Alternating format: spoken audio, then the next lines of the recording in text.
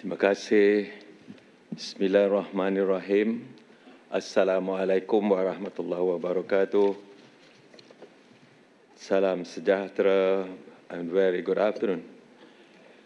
Distinguished ASEAN colleagues, Excellency Secretary General of ASEAN, Excellency Timor-Leste Foreign Minister, all representatives of ASEAN and Timor-Leste to AICHA, welcome to Kuala Lumpur, or as we say in Bahasa, Selamat Datang.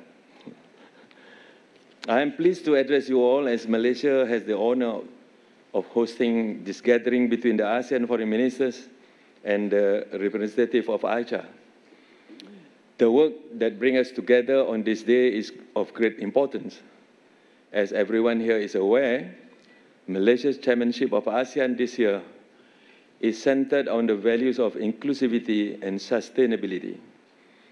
This theme is anchored in our belief that ASEAN's future must be built upon an inclusive, sustainable, and future-oriented framework.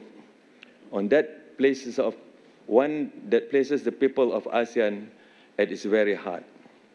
Today's interface is a timely one. ASEAN is entering its next phase of integration following the adoption of the ASEAN 2045, our shared future, during the ASEAN 46 Summit in May 2025. This vision recognizes the promotion and protection of human rights as a fundamental component of ASEAN's community building efforts. As we work towards realizing the vision, ASEAN must uphold its human rights commitments.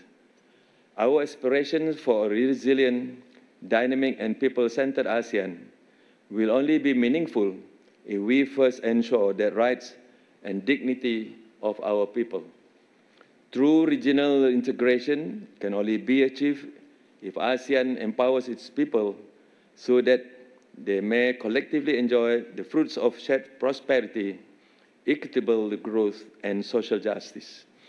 Excellencies, ladies and gentlemen, Malaysia welcomes the ongoing efforts by AICHA to develop two important declarations. The first of this is the ASEAN Declaration on the Right to Safe, Clean, Healthy and Sustainable Environment, and the second being the Declaration on Promoting the Right to Development and Peace towards realizing inclusive and sustainable development. These declarations highlight the urgent and pressing concerns of our people, especially those who are vulnerable to environmental harm, inequality, and instability.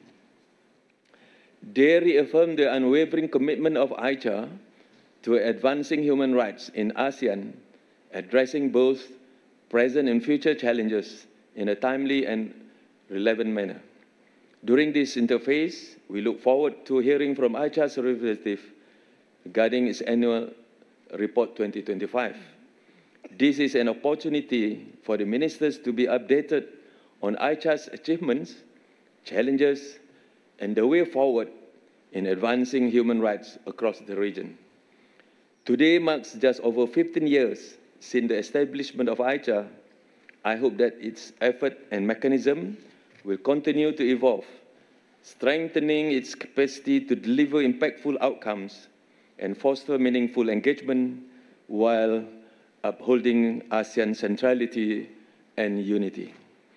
These efforts are key to advancing human rights and regional cooperation in support of both the national and international commitments of ASEAN member states. Our efforts to promote and protect the well-being of our people should remain ASEAN-led and ASEAN-owned. They should reflect the values and norms of our member states while ensuring alignment with the ASEAN Charter and the ASEAN Human Rights Declaration. With that, I end my opening remarks.